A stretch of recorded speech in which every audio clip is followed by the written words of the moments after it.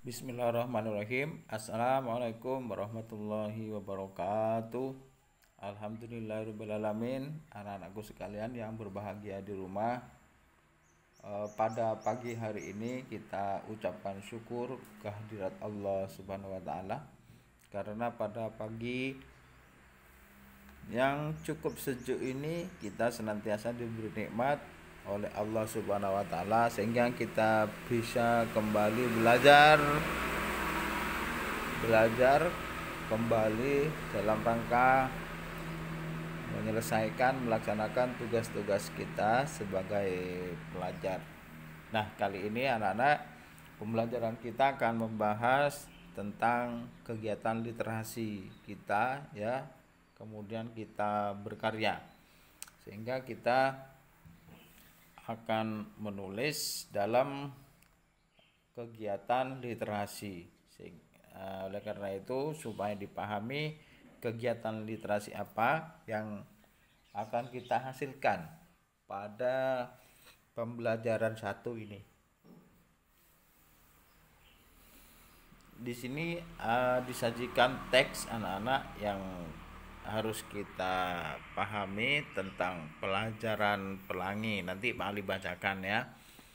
Nah, karena perbedaan itu indah, kita sebagai bangsa yang terdiri dari beraneka ragam suku, budaya, sosial, nah kita mestinya harus bangga sekali karena budaya kita itu sangat beragam dan sangat banyak.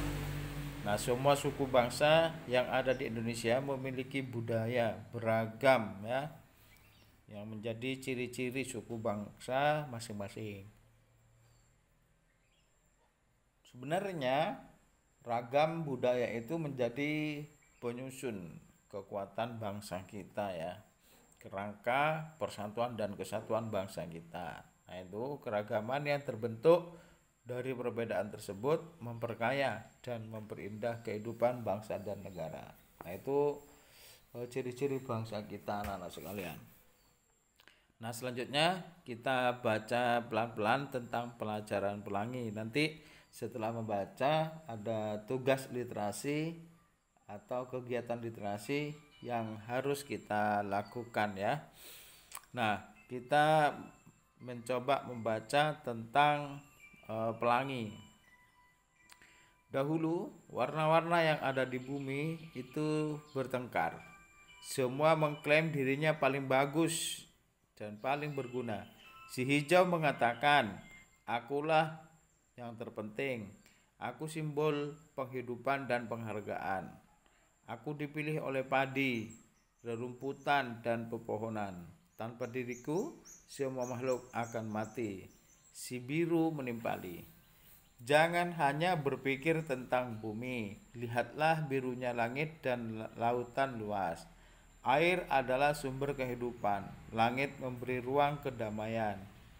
Kemudian si kuning menyela, kamu terlalu serius, aku membawa kegembiraan dan kehangatan di dunia.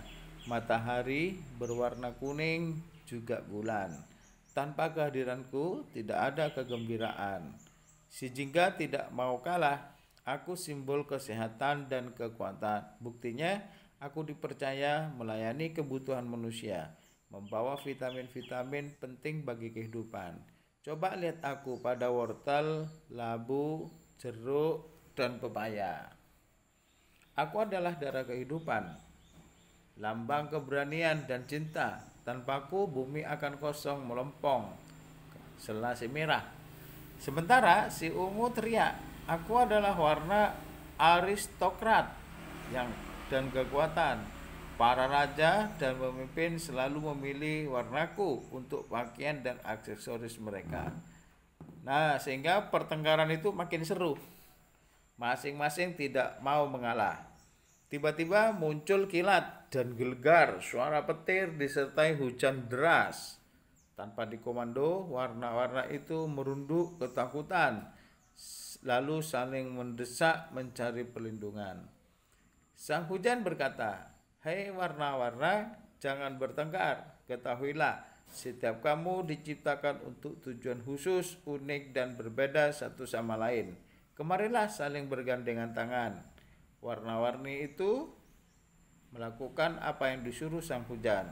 Mulai sekarang, setiap turun hujan, setiap kamu akan terentang di udara dalam satu pelangi yang indah, sebagai peringatan bahwa kita harus bersama dalam damai. Nah, itu ceritanya keren ya. Jadi dalam cerita itu ada banyak pelajaran bagi kita. Tokohnya siapa, warna-warna, ada matahari dan seterusnya. Kemudian temukan kosakata baru dari bacaan di atas. Carilah arti dari kosakata, dari kata-kata di kamus ya. Kemudian buat kalimat dengan kata-kata yang kamu temukan. Misalnya di sini ada tabel kosakata baru. Apa? Pelangi misalnya. Arti katanya apa? Warna-warna, spektrum warna setelah hujan misalnya ya. Nah, kemudian dibuat kalimatnya. Apa kalimatnya? Misalnya aku suka keindahan pelangi dan seterusnya. Silahkan dibuat buat 4 kata ya. Nah, pelangi merupakan gambaran sebuah masyarakat. Perbedaan selalu ada.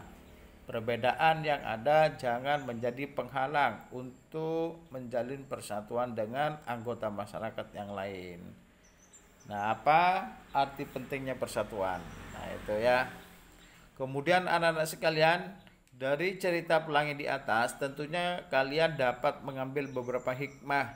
Hikmah itu manfaat apa yang diperoleh ya, tentang pentingnya persatuan dan keragaman. Coba kalian tulis hikmah yang dapat diambil dari cerita pelajaran pelangi di atas ya.